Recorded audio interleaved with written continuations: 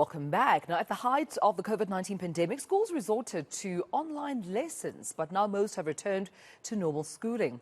However, on that same note, the principal of one of the online schools, Mark Anderson, says online learning is the future and will continue to grow in South Africa and around the world. Mark Anderson, COA Academy principal and co-founder, joins me this morning to take this conversation forward. Mark, thank you for your time. Good morning to you. Hopefully I'm pronouncing it correctly. Is it COA Academy?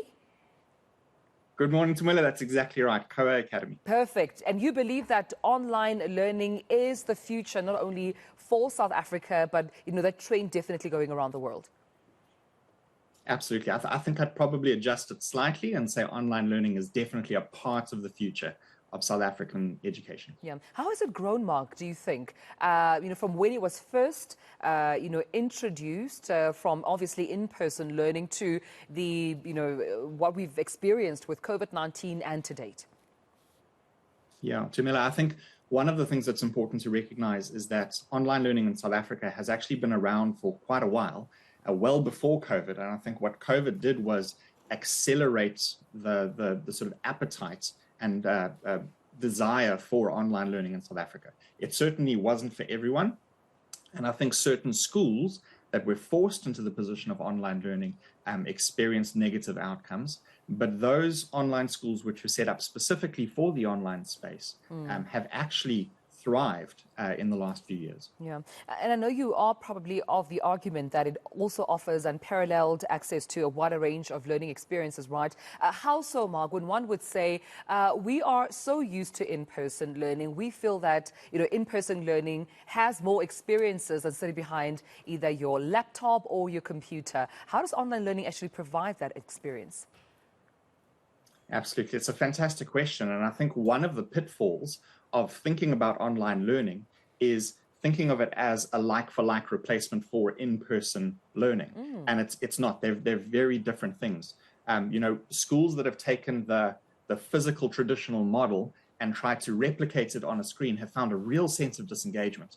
I think a lot of parents experienced this during lockdown in particular, where the school would take the systems and the structures and the approach of a physical school and try to present it on a screen, and you just get that disengagement. Kids would say things like, I miss my friends. Parents would say things like, I don't really know what my kids are doing. I think they're playing Fortnite all day in their bedroom. Teachers as well would get really frustrated saying, I don't know which kids need the academic support when they need it. Yeah. And so that's the pitfall of thinking that online learning is like for like a substitute of physical schooling. Yeah. What we see with online learning is that when it's set up specifically for the online space, we get a whole world of access and opportunities that we didn't have before in physical schooling, where a lot of the constraints that frustrate us in education, that have actually kept education static for really decades in South Africa, just fall away, and we get opportunities that we didn't have before. And what would you say is the affordability aspect? Is it for everyone? Certainly not. And I think this is a critical part of the conversation. When it comes to affordability, but not just affordability, but what suits the individual child. One of the things that I would say is not every child thrives in a good online school in the same way that not every child thrives in a good physical school. There are certain models of schooling that are very well suited to particular children. And what I'm so excited about for the future of education in South Africa is more options for parents than we've ever had before. Right. And I don't think online schooling is going to replace physical schooling, but I certainly think it's going to be one of the arsenal options for parents going forward, where they can say, I might even have two children. One type of education suits this child, another type of education suits this child, and they really get to leverage the benefits of their options for their particular situation and their kids. Right. When we talk options, we're referring mostly to parents and children in this context. But what about the teachers? Is this also an ideal option for them? Because for some who've been teaching probably most of their lives, they're so used to in person. But are they more open to the option of actually having an online classroom as opposed to an in-person one? Yeah, Samilo, I think one of the things that COA teachers in particular are absolutely loving is the idea that as educators, we've always been taught not to focus on the content, not to just focus on rote memorization, delivery of content, heavy assessment cycles. We must be facilitators of learning, facilitators of education.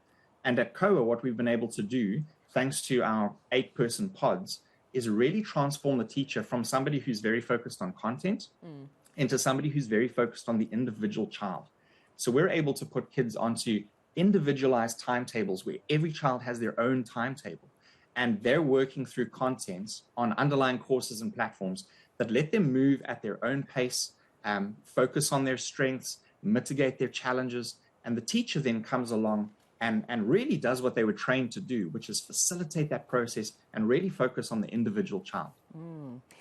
While you're touching on that, Mark, I then wonder how you then suggest we should almost evaluate the academic outcomes of several specific online schools, especially this year, and even with previous years, the past 2 years with COVID. How would you suggest that we evaluate those outcomes? Such an important part of the conversation, Tamila. I think that this is something that over the years to come, we need to really take very seriously on a few different levels, right from the policy making level down to the individual families. Recently in the last week or so, we've seen a series of articles that were published across media outlets in South Africa, which issued quite a broad, sweeping and quite a negative perspective on not just online schooling, but homeschooling in general, effectively saying that if you homeschool your child, they're going to fall behind in terms of educational milestones. And we actually just know that that's not true from our personal experience at COA, but from way before that, for decades, we've actually seen homeschool models thriving and actually in a lot of situations putting kids ahead of their age grade.